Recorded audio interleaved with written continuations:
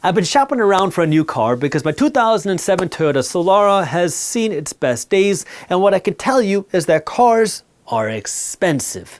Even though the inflation reports will tell you that new car prices are falling and used car prices are crashing. I don't know about you, but it hurts me to see that a brand new nice Ram pickup today costs about twice as much as it did just 5 years ago. And obviously the price growth on that is a little bit higher than what the reported inflation numbers will tell you about car prices. But this is where you have to wonder, if car prices are 25% to 100% more expensive than what they were just a few years ago, how are people still affording new cars today? Well, turns out they can't. Towards the end of 2023, a study came out which said that 8 out of 10 Americans cannot afford to purchase a new car. And then right after that report came out, the ex-CEO of Ford came out and said that if you don't make $100,000 a year in America, which most Americans don't, then you cannot afford to buy a new car. Take a listen. You have a situation in which affordability, literally you have to make over $100,000 a year just to afford a new car. But of course, just because somebody can't afford to buy something doesn't mean that they won't buy something. Right after we got the report that most Americans cannot afford to buy a new car, we also got data showing that almost 1 out of every 5 new cars sold in America have a car payment of over $1,000 a month. Now, I feel like a used car salesperson when I say this, but that's not all. Don't forget that insurance prices are a whole lot more expensive. Your premium gas is a whole lot more expensive, and your maintenance costs are, you got it, a whole lot more expensive. And what that means is that 1 out of 5 Americans who go out to buy a new car are paying around $2,000 a month just to drive to work a job where they make money to pay off that $2,000 a month that they're paying for that car. So if you're as confused as I am, don't worry, because I spent the time digging into this to figure out what the heck is going on in the economy and the car market, and I'm going to break that down today. But I want to remind you that on May 21st at 8 p.m. Eastern Time, right around the corner, I'm hosting a live stock market investing workshop. So for those of you who have money in a 401k or IRA and you want to see how you can potentially lower your fees, or if you're investing your money yourself in the stock market, or if you've been thinking about investing your money in the stock market, you don't want to miss out on this free workshop. I'm going to be going over my own strategies on how I'm investing my money in 2024. It's completely free. If you'd like to join me on this workshop, I got the link for you down in the description below. Just make sure you register soon because we're filling up on the number of spots that we can have on this free workshop. So here's what I found. There are 2 main groups of purchasers of new cars in America. Group number 1 are Americans who make over $100,000 a year. And the group number 2 are Americans who make under $50,000 a year. You know what? Let me just show you. This is a table showing new truck purchases in America, and what you see is that 37% of new truck buyers are Americans making under 50 grand a year. 20% of them made 50 grand to $75,000 a year. 10% of them made $75,000 to $99,000 a year, and then 33% of new truck buyers made more than $100,000 a year. Now, just for full transparency, that data was pre-pandemic. But it gives us an idea of who is shelling out the big bucks for new vehicles. It's the people that are making the big bucks, and then it's the people that don't make the big bucks. Now, for those of you financially savvy people, this is where what you're probably going to say is, you know what, Jaspreet? Yeah, you're right. This is why you should not buy a new car. You should buy a used car, because if you buy a used car, you can save a whole lot of money. Let me show you what MarketWatch has to say about that. The average APR for used car loans, again, according to Edmunds, is at 11.2%. Kind of a strange predicament. If you go out and buy a new car, you got to pay a whole lot of dollars. If you go out and buy a used car, you pay less dollars, but then you got to pay much higher interest rates. But again, just because somebody can't afford to buy something doesn't mean that they won't buy it. In 2023, despite the high car prices and despite the higher interest rates, car sales boomed across the United States. Now you're going to say, but Jaspreet, that's old news. That was 2023. It's a different game in 2024. Well, let me show you what Fortune magazine just published a few weeks ago. New vehicle sales in the United States rose nearly 5% in 2024 as buyers defied high interest rates. Can you repeat after me? Just because somebody can't afford it doesn't mean they won't buy it. Now, this is where I should say that affording is subjective. According to all these articles, affording, according to the money experts, are you are now buying a car and this car payment is no more than 10% of your income. That's the traditional meaning of affording a car.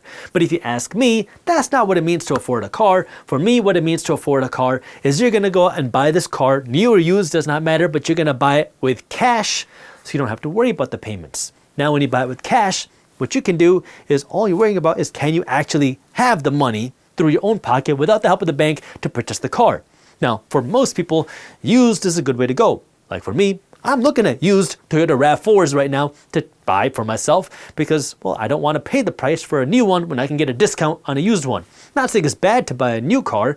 I encourage you, if you can afford it and that's what you want, go ahead and buy it, but you got to actually be able to afford it, which means you have the cash to purchase it and it's not going to affect you and you're not going to make financial changes in your life because now you have to go out and buy this expensive car that you couldn't afford in the first place. But let me follow that up by asking you a question. If people are buying cars they can't afford, is that a problem? I mean, BMW is making money, that sales rep that sold you the car is making money, the bank is making money. Now sure, yeah, you're paying for a car that you can't afford, but at least you're getting to drive a BMW. So is that a problem? Well, it's not a problem until it becomes a problem. And what I mean by that is if a lot of people are driving cars that they can't afford, and now they're stretching thin to live this fancy lifestyle, what happens if something slows down in the economy? What happens if people lose their jobs and you have no savings and you have all these expenses you have to pay? What happens if you get a pay cut? What happens if something happens and you cannot afford to make payments on your house or food or something? What happens then? When people are maxed out and they're spending all of their income, you have no wiggle room. You have no savings, you have no investments, and you have really no cushion to fall back on if something bad happens. Now, of course, if you're making your payments, if you make $5,000 a month and you're spending $6,000 a month thanks to your credit card, you can get by. But if something were to happen where you lose your income, you max out on your credit cards and you can't keep living this lifestyle, that's when this becomes a problem. And it hasn't really become a full problem yet. I mean, yeah, there's been traces of it, but we haven't seen the full impacts of that. Let me just show you what I mean. This is a chart showing auto loans that are more than 90 days delinquent. And what you can see is that for the last 6 months, auto loan delinquencies have been rising pretty sharply. Now, while delinquencies aren't as high as they were during the pandemic, what we're seeing is that the people that are getting hit the hardest are the subprime borrowers, because subprime loans are where delinquency rates are the highest, and we haven't seen this high of delinquency rate of subprime loans since 1996. This is where there's two things that I want you to understand. Number one is I want you to kind of watch the trend of what's happening in the car market, because the interesting thing about the car market is it can give you an indication of what's coming in the economy, because if somebody starts to struggle financially, they're more likely to give up their car than they are their home. And so if we continue to see high interest rates, if we continue to see a slowing economy, if we continue to see higher inflation, then that could cause more auto loan delinquencies, which could give further indication of what could be coming in the economy because, well, it just gives us an idea. No guarantees, but it gives us an idea. The second thing that I want you to understand from this is if you're thinking about buying a car, understand that your car is a liability. It loses value. Your car is not there to make you rich. Your car is there to get you from point A to point B.